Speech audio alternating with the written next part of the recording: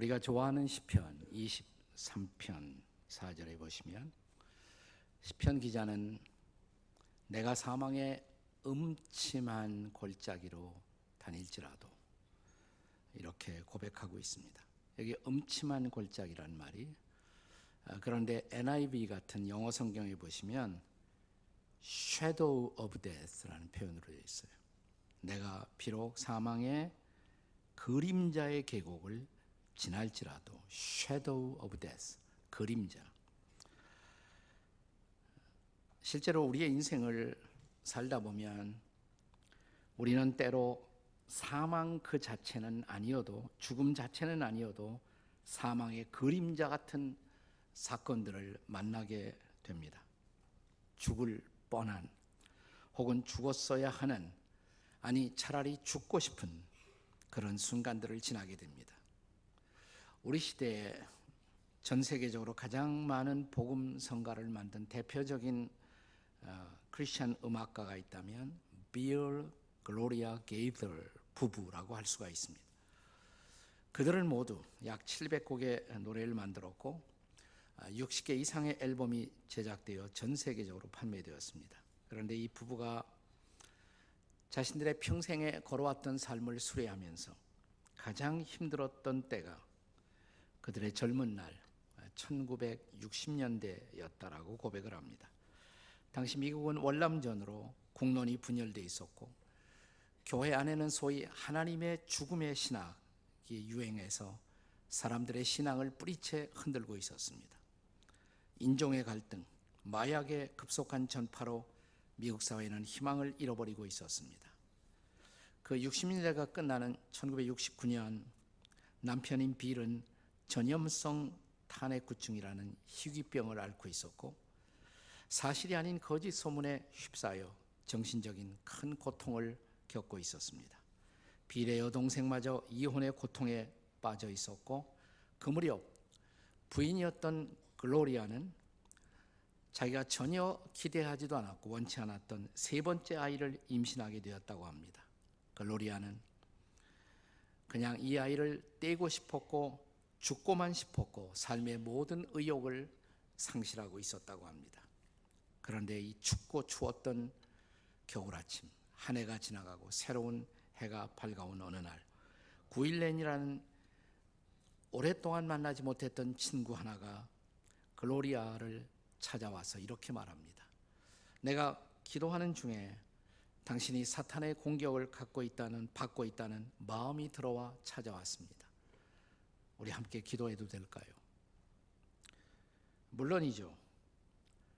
글로리아의 손을 잡고 기도하고 있는 동안에 갑자기 자기의 마음 깊은 곳을 짓누르고 있었던 어떤 절망감이 일시에 떠나가는 그런 기쁨이 회복되는 것을 경험했다고 합니다.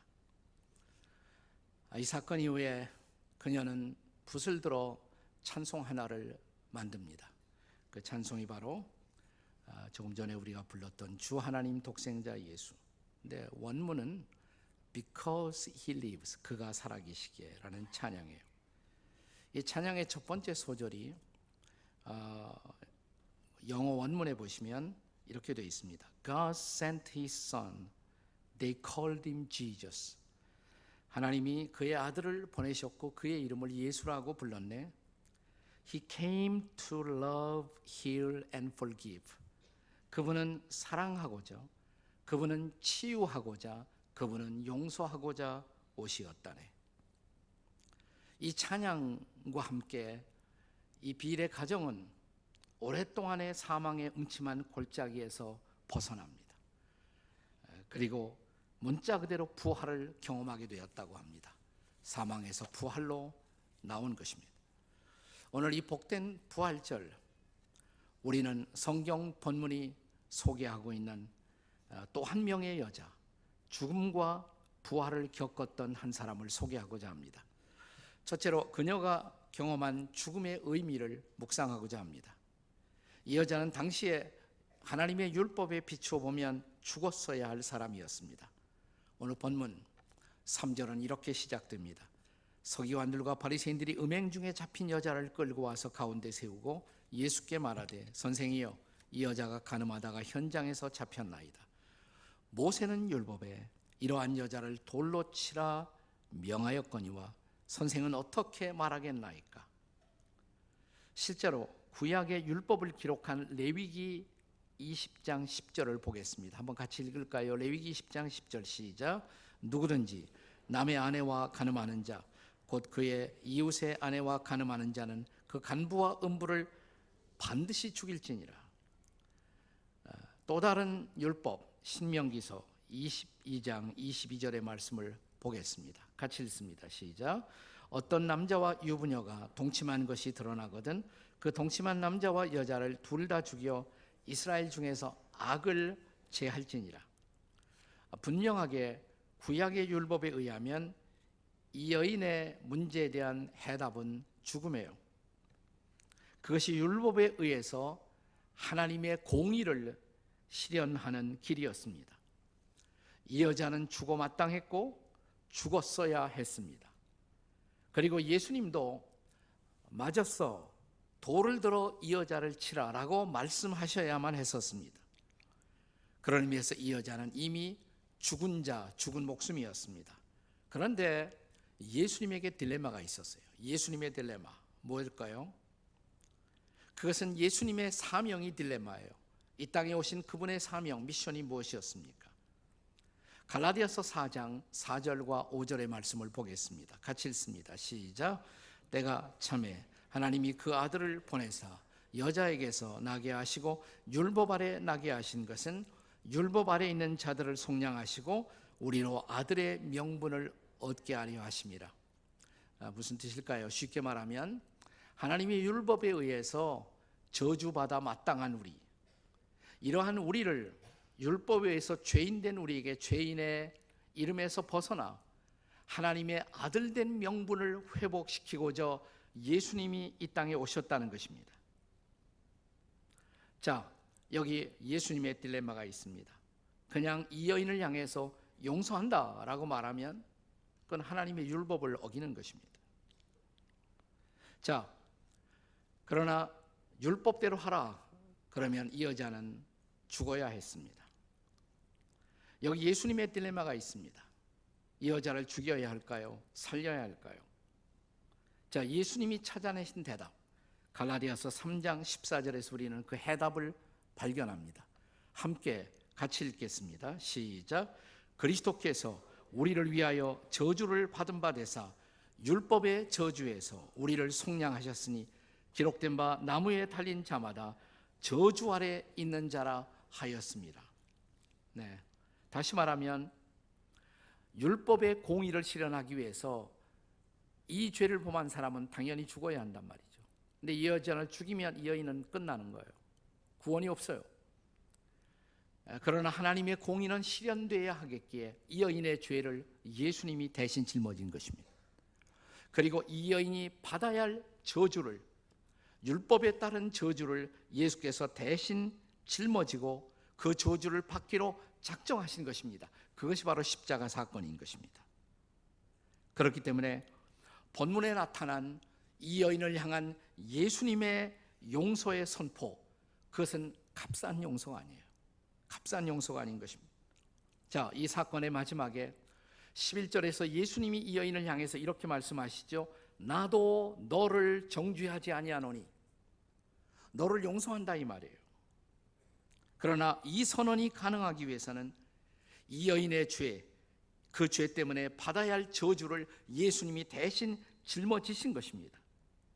그러므로 예수께서 십자가에 죽으셨을 때 이 여인과 또 이 여인과 별로 다르지 않은 죄를 범하고 사는 우리를 위해서 십자가에 죽으셨을 때 이 여인도 거기서 죽은 것입니다.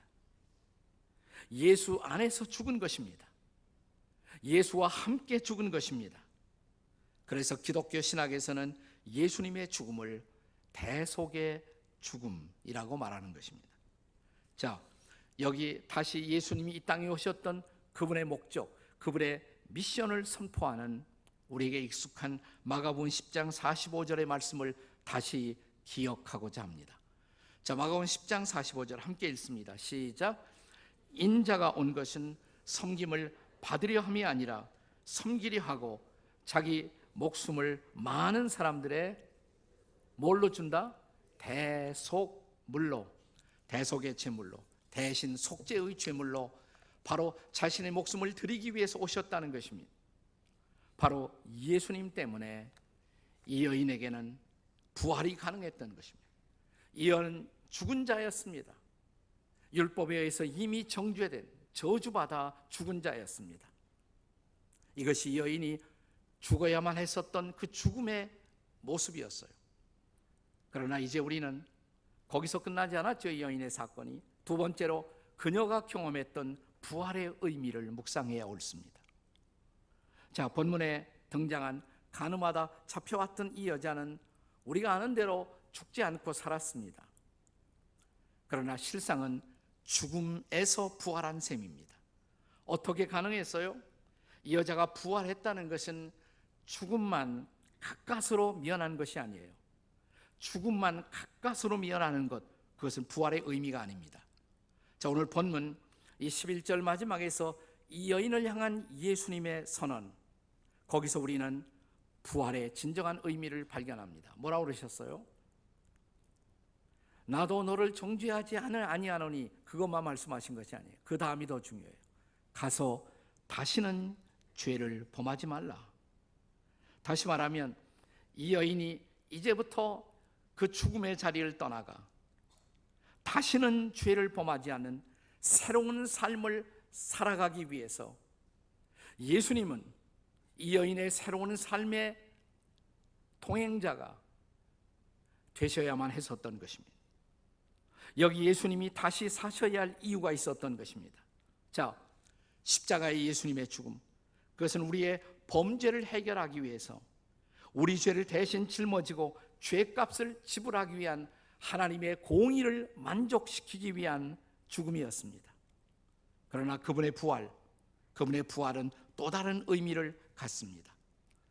우리는 바울 사도의 선언을 통해서 그분의 부활의 참된 의미를 다시 살펴보겠습니다. 로마서 4장 25절입니다. 로마서 4장 25절 말씀 한번 같이 읽겠습니다. 시작. 예수는 우리가 범죄한 것 때문에 내줌이 되고 또한 우리를 의롭다 하시기 위해서 살아나셨느니라.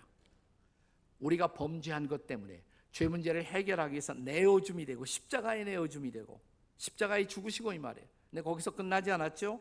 살아나셨어요. 왜? 우리를 의롭다 하시기 위해서. 그렇습니다. 우리는 예수 믿고 용서만 받는 것이 우리를 향한 하나님의 기대가 아니라 더 나아가 의롭다함을 받고 이제 하나님의 의 가운데서 살아가도록 하기 위해서 그분이 부활하셨다는 것입니다. 자, 바울의 또 다른 말씀 로마서 6장 4절을 통해서 여기 주님의 부활의 진정한 의미를 다시 묵상합니다. 함께 같이 읽겠습니다. 시작. 그러므로 우리가 그의 죽으심과 합하여 침례를 받음으로 그와 함께 장사되었나니 이는 아버지의 영광으로 말미암아 그리스도를 죽은 자 가운데서 살리심과 같이 우리로 또한 새 생명 가운데서 행하게 하려 합니다. 아까 로마서 4장 25절에서 중요한 단어는 의라는 단어예요. 의. 그가 부활하신 이후 우리가 의 가운데 살아가기 위해서. 그러나 여기는 또 다른 단어가 강조되고 있습니다. 그가 부활하신 이후 우리가 뭐예요? 새 생명 가운데 살아가기 위해서. 자, 예수님이 부활하신 이후 가늠하다 잡혀온 여인의 입장에서는 그가 새 생명을 받고 새로운 삶을 살아가기 위해서 그분의 부활이 필요했던 것입니다. 여러분, 사형수가 사면을 받았다면 그것은 놀라운 은총이겠죠. 그러나 용서받고 출소한 이 사형수에게는 더 중요한 질문이 기다리고 있습니다. 그것은 이제부터 어떻게 살 것인가 라는 질문입니다. 구세주이신 예수님은 죽어 마땅한 우리를 사면하셨을 뿐만 아니라 이제 우리가 새로운 가치관을 가지고 새로운 목적을 갖고 새롭게 살아가는 것을 보고 싶어 하셨습니다. 그래서 그는 용서만 하신 것이 아니라 새로운 생명을 선물로 주십니다. 이 새 생명 혹은 영원한 생명, 하나님의 생명, 그 생명을 용서하는 순간 우리에게 이 새 생명을 선물로 주셨다는 것입니다. 우리는 그렇다면 이제 그 새 생명 가운데서 부활하신 주님의 인도를 따라 살아가야 할 것입니다. 그것이 바로 예수님이 이 여인을 향해서 가서 다시는 죄를 범치 말라라고 말씀하신 이유인 것입니다. 그것은 바로 이 여인의 새로운 삶을 향한 주님의 놀라운 약속의 선포이기도 한 것입니다. 그래서 예수님은 지금도 변함없이 예수님을 구주와 주님으로 믿고 십자가 앞에 나오는 모든 분들에게 예수님은 고린도후서 5장 17절에서 이렇게 약속하죠. 같이 읽어요. 시작.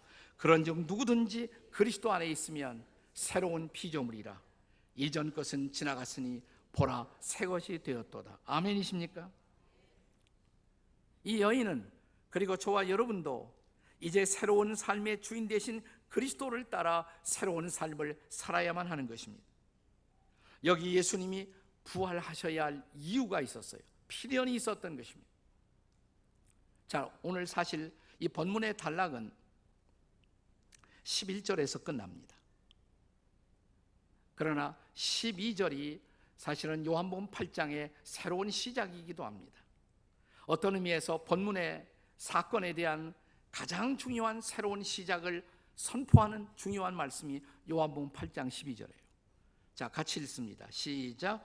예수께서 또 말씀하여 이르시되 나는 세상의 빛이니 나를 따르는 자는 어둠에 다니지 아니하고 생명의 빛을 얻으리라. 아멘이십니까?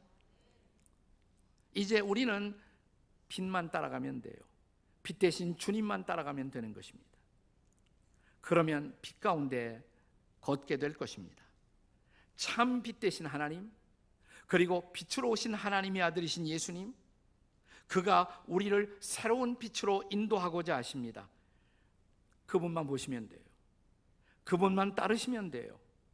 그러면 새로운 삶이 우리 앞에 펼쳐지는 것입니다. 저는 그런 의미에서 가늠하다 잡혀온 이 여인은 우리 모두의 모습이라고 할 수가 있어요. 우리는 결코 이 여자의 정죄자가 될 수가 없습니다. 본문 7절에서 예수께서 너희 중에 죄 없는 자가 돌을 들어 이 여인을 치라 라고 말씀하셨을 때 9절에 보면 사람들이 그 자리를 떠나갑니다. 근데 떠나갈 때 순서를 성경이 이렇게 말하죠. 어른으로 시작하여 젊은이까지. 재밌어요. 그러니까 너희 중에 죄 없는 자가 돌을 들어 이 여인을 치라 그랬더니 먼저 자리를 떠난 사람이 뭐냐면 늙은 사람 순서로. 그건 뭐예요? 늙어갈수록 죄를 더 많이 범한다 이 말입니다. 옆에 있는 사람이 자기보다 더 나이 많은 사람이 오셨으면 저보다 죄를 더 많이 범하셨군요. 그 틀린 말 아니에요. 그래서 하나씩 하나씩 그 자리를 떠났습니다. 다 떠났습니다. 아무도 없었습니다. 무슨 얘기예요? 우리 모두가 죄인이라는 선포입니다. 그렇습니다. 모든 사람에게 죽음은 피할 수 없는 존재의 필연입니다. 죄의 삭은 사망이기 때문입니다. 그러나 우리 죄를 대신 짊어지고 십자가에서 우리의 죽음과 저주를 대신하신 그분이 이제 이 여인을 향해서 말씀하십니다. 뭐라고요? 나도 너를 정죄하지 아니하노니. 용서한다는 선언이에요. 근데 거기서 끝나지 않았다는 것을 기억해야 합니다. 가서 다시는 죄를 범치 말라. 우리가 그 현장에 있었다면 어떻게 대답할까요? 주님 잘 알아요. 이제부터 죄를 범치 않고 살아야 한다는 것 잘 알아요. 근데 마음대로 안 되거든요. 인생살이가 마음대로 안 되거든요. 저의 연약함을 아시잖아요. 그러면 주님은 뭐라고 대답하실까요? 이렇게 말씀하실 거예요. 나도 알아. 네가 약하다는 것. 그렇게 말해도 세상살이에서 계속 내 걸음이 흔들린다는 건 나도 잘 알아. 그래서 너는 내 자신에게 시선을 두면 안 돼. 나를 보라고, 나만 보라고, 나를 따라오라고, 내가 빛이라고. 나를 따라오면 너는 빛 가운데 계속 걷는 거야. 이게 주님의 말씀이란 말이죠. 사랑하는 여러분, 저는 이 설교의 화두에서 우리 시대의 복음성가 작곡가인 빌 글로리아 부부의 이야기를 드렸습니다. 이 부부가 이제 어두운 겨울을 비껴가라고 이제 자기 집에 찾아왔던 한 분의 기도를 통해서 마음의 짐을 내려놓기 시작하는 바로 그 무렵 빌과 글로리아의 아버지가 부친이 어느 날 그들이 일하고 있는 작업실에 찾아오셨다고 그래요. 사무실에. 근데 들어오지 않고 불러냈다고 합니다. 빌, 글로리아 좀 나와봐. 작업하다 왜 아버지가 들어오시지 않고 자기들을 부르나 나가봤대요. 네. 보니까 아마 우리가 지금 지나고 있는 이런 계절 비슷한 때였던 것 같아요. 이것 좀 봐. 뭐예요? 그러니까 여기 아스팔트가 깨진 틈새 사이로 꽃들이 피어나고 있는 모습을 보면서 이것 좀 봐. 여기서 꽃들이 피어나고 있어. 그 순간 이 아름다운 생명력, 부활의 생명을 접한 순간 빌과 글로리아는 갑자기 가슴이 뜨거워졌다고 합니다. 개혁자 루터는 이런 놀라운 말을 남겨놓았습니다. 하나님은 소생하는 풀잎마다, 피어나는 꽃잎마다 부활의 약속을 새겨놓으셨다. 그 부활의 능력을 실감하는 그런 순간이었어요. 바로 그때 그들의 빌 글로리아 부부의 이 놀라운 노래 가사가 만들어지기 시작했다고 합니다. 제가 이미 말씀드린 것처럼 이 노래 가사의 본래의 제목은 Because He lives, 그가 살아 계시기 때문에 이렇게 계속됩니다. Because He lives, I can face tomorrow. 나는 나의 미래를 만날 수 있다네. Because He lives, 그가 살아 계시기 때문에 all fear is gone. 모든 두려움은 사라지고 Because I know He holds the future, 그분이 미래를 붙들고 있다는 것을 알기에 And life is worth the living, 삶은 살만한 값어치가 있다네. 그해 봄을 지나면서 여름의 입구에서 빌과 글로리아는 아름다운 생명을, 아기를 하나님 앞에 선물로 받습니다. 그리고 그때 이 노래 가사가 완벽하게 완성되었다고 그래요. 3절까지. 우리 한국말에는 그 한 단원이 생략되어 있습니다마는 한 단원에 이런 가사가 있습니다. 새 아기를 품게 하신 이 놀라운 은혜, 그가 가져온 기쁨과 이 자랑스러움, 우리 마음 깊이 임하는 확신, 그가 살아계시기에 이 아이도 불확실한 미래를 만날 수가 있다네. 그리고 이 부부는 자기 아기를 선물로 받으면서 독생자를 보내주신 하나님의 사랑을 더 깊이 만날 수 있다고, 그렇게 해서 이 복음성가가 탄생한 것입니다. 주 하나님, 독생자 예수, 날 위하여 오시었네. 내 모든 죄 사하시고 죽음에서 부활하신 나의 구세주, 살아계신 주, 나의 참된 소망, 걱정 근심 전혀 없네. 사랑의 주, 내 갈 길 인도하네. 내 모든 삶의 기쁨 늘 충만하네.